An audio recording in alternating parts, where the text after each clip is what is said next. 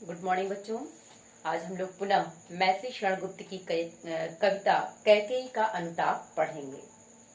तो पुनः मैं एक बार थोड़ा बता दूं कि ये मैथिली शरणगुप्त द्विवेदी युग के श्रेष्ठ कवि माने जाते हैं, जिनकी रचना भारत भारती, साकेत, द्वापर जो हम लोग जान चुके हैं, जिनकी जीवन अवधि सन 1886 से सन 1964 ईस्वी तक था। तो अभी हम लोग क्या पढ़ रहे थे? कैकेयी का अनुताप, जो साकेत से लिया गया है। ये संकेत मैंने यहाँ लिख दिया है। कहाँ से मैं पढ़ा रही हूँ? जल पंजर अब अरे अधीर अभागे, महास्वार्थ ने घेरा। यहाँ तक पढ़ाऊंगी। ये है आपका संकेत, ध्यान दीजिएगा। तो कविता देखते हैं पहले। जल पंजर अब अरे अधीर अभागे, वे ज्वलित भाव थे स्वयं तुझी में जागे। पर था केवल क्या ज्वलित भाव ही मन में, क्या शेष बचा था कुछ न और इस जन्म में। देखिए, इस कविता में सबसे पहले कौन क्या किससे कह रहा है, तो ये कैकेयी के मनोभाव हैं।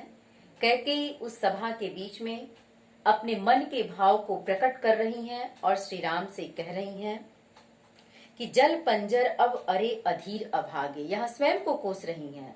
यहाँ कैकेयी अपने द्वारा किए गए कुकर्म का पश्चाताप करती हुई, स्वयं को कोसती हुई कहती हैं कि जल पंजर गत अब अरे अधीर अभागे, वे ज्वलित भाव थे स्वयं तुझी में जागे। किसको कोसती हैं? स्वयं को। स्वयं में आत्मग्लानि का अनुभव करते हुए, पश्चाताप करते हुए, स्वयं को कोसती हुई कैकेयी कहती हैं कि वो बुरे भाव, बुरे कर्म जिस कारण मैंने इतना कठोर निर्णय लिया, ये मेरे मन मस्तिष्क में ही उत्पन्न हुए थे, तो इसका दंड भी अब तुझे ही भोगना पड़ेगा। तो अब तू पूरी तरह से जल, क्योंकि ये बुरे भाव, बुरे विचार तेरे अंदर ही उत्पन्न हुए थे। पर था केवल क्या ज्वलित भाव ही मन में। अब यहाँ देखिए, तरह तरह के प्रश्न वो स्वयं से ही कर रही हैं कि क्या वो ईर्ष्या वाला, मन को जलाने वाला, ईर्ष्या वाला, जलन वाला वो भाव ही मेरे मन में उत्पन्न हुआ था, इसके अलावा और कोई अच्छे विचार या और कोई भाव मेरे मन में नहीं था। क्या शेष बचा था कुछ न और इस जन्म में? क्या मेरे मन और हृदय में इस ईर्ष्या भाव के अलावा और कोई चीज, कोई भाव, कोई विचार और नहीं रह गए थे? ये स्वयं से प्रश्न करती हैं कैकेयी।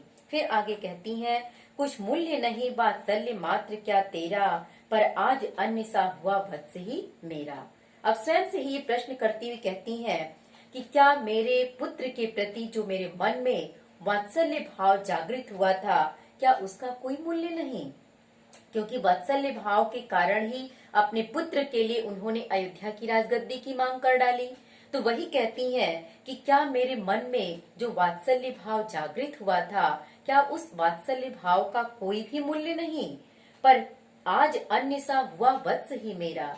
लेकिन बस मैंने पुत्र, जिस पुत्र के लिए मैंने ऐसा कठोर निर्णय लिया, ऐसा कुकर्म कर डाला, वही पुत्र आज मेरा स्वयं का पुत्र अन्य सा व्यवहार कर रहा है, स्वयं मुझे पराया समझ रहा है। थूके मुझ पर त्रैलोक भले ही थूके, जो कोई जो कह सके कहे क्यों चूके। अब यहाँ कैकेयी उस सभा में कहती हैं कि मेरे इस कुकर्म के चलते तीनों लोग जो मुझे कहना चाहे कहे, इसका मुझे कोई भी भय नहीं है। तीनों लोग मेरे कुकर्म पर मुझे थूके, जिसको जो कहना है मेरे कुकर्म के लिए मुझे कहे। लेकिन एक निवेदन वो करती हैं, और वो निवेदन क्या है कि छीने न मातृपद किंतु भरत का मुझसे, हे राम दुहाई करूं और क्या तुझसे। वो राम से दुहाई करती हैं, राम से विनती करती हैं, राम से प्रार्थना करती हुई कहती हैं कि हे पुत्र, भले ही तीनों लोग मेरे कुकर्म के लिए जो मुझे कहना चाहता है कहे, मेरे ऊपर मुझे थूके, लेकिन तुमसे एकमात्र यही विनती है। क्या विनती है? कि जो भरत के प्रति मेरा मातृ पद है, मेरा मातृत्व पद है, वो मुझसे न छीना जाए, मेरा पुत्र भरत मुझसे पराया सा व्यवहार न करे। फिर आगे क्या कहती हैं? कहते आते थे यही अभी नर देही। ध्यान दीजिएगा इस पंक्ति पे, माता न कुमाता पुत्र भले ही कुपुत्र भले है। इन दोनों पंक्तियों पे ध्यान दीजिएगा। कहते, क्योंकि इसकी व्याख्या भी आप दोनों पंक्ति की करनी है। कहते आते थे यही अभी नर देही, माता न कुमाता पुत्र कुपुत्र भले है। यहाँ कैकेयी कहती हैं कि आज तक संसार में यही लोग कहते आए हैं, नरदेही अपनी संसार में एक लोकोक्ति लोग कहते आए हैं कि पुत्र अपने माता के प्रति चाहे जितने भी कुकर्म कर डाले, चाहे जितना भी बुरा व्यवहार कर डाले, लेकिन माता कभी भी अपने पुत्र का अहित नहीं चाहती और न ही कभी उसके लिए कोई दंड देती है। ऐसे बाह्य रूप में वो दंड दे दे, लेकिन आंतरिक मन और हृदय से वो अपने कभी उसे अलग नहीं करती और न ही वो उसको कोई श्राप देती है, क्योंकि मातृपद बहुत ही ऊंचा माना जाता है। लेकिन आज तो ये उल्टा ही हो गया। अब तो एक नई बात मेरे सामने आ गई मेरे इस कुकर्म के चलते कि पुत्र पुत्र ही रहे रहे कुमाता माता। लेकिन हे पुत्र, तुमने तो अपने कर्तव्य का पालन करके अपने माता के प्रति अपने जो तुम्हारा कर्तव्य था उसका निर्वाह करके एक पुत्र की जिम्मेदारी पूरी की, यानी एक अच्छे पुत्र की जिम्मेदारी तुमने पूरी की, यानी माता के द्वारा दिए गए वरदान को तुमने मानकर अपने कार्य को सिद्ध किया। लेकिन माता तो कुमाता हो गई, माता तो कुछ सोच ही नहीं सकी, क्योंकि इतने स्वार्थ में वो अंधी हो चुकी थी कि स्वार्थ में अंधे होने के कारण अच्छे बुरे की पहचान भी न कर सकी। बस मैंने इसका वाह मात्र ही देखा। यहाँ भरत के संदर्भ में कैकेयी कहती हैं, किसके संदर्भ में कह रहे, भरत के संदर्भ में कैकेयी कहते हैं कि मैंने इसका वाह मात्र ही देखा, मैंने भरत का केवल वाह रूप ही देखा, इसके आंतरिक मन के भाव को मैं बिल्कुल जान और समझ नहीं पाई थी, इसलिए मैंने ऐसा कुकर्म कर डाला। दृढ़ हृदय न देखा, मृदुल गात्र ही देखा, इसके द्वारा किया गया दृढ़ निश्चय मैं नहीं समझ पाई, केवल इसका कोमल शरीर ही मैं देखी और इस तरह से मैंने ऐसा कुकर्म कर डाला। परमार्थ न देखा, पूर्ण स्वार्थ ही साधा, इस कारण ही तो हाय आज यह बाधा। अब यहाँ स्वयं को कोसती हुई कैकेयी कहती हैं कि मेरे मन में कोई परमार्थ का भाव दिखाई ही नहीं दे रहा था। क्यों? क्योंकि स्वार्थ में मैं इतनी घिर गई थी, स्वार्थ में इतनी अंधी हो चुकी थी कि उस स्वार्थ में अंधे होने के कारण मेरे मन से परमार्थ का भाव ही विलुप्त हो चुका था, इसलिए मैं कोई अच्छा विचार न सोच पाई न कर पाई। युग युग तक चलती रहे कठोर कहानी, रघुकुल में भी थी एक अभागिन रानी।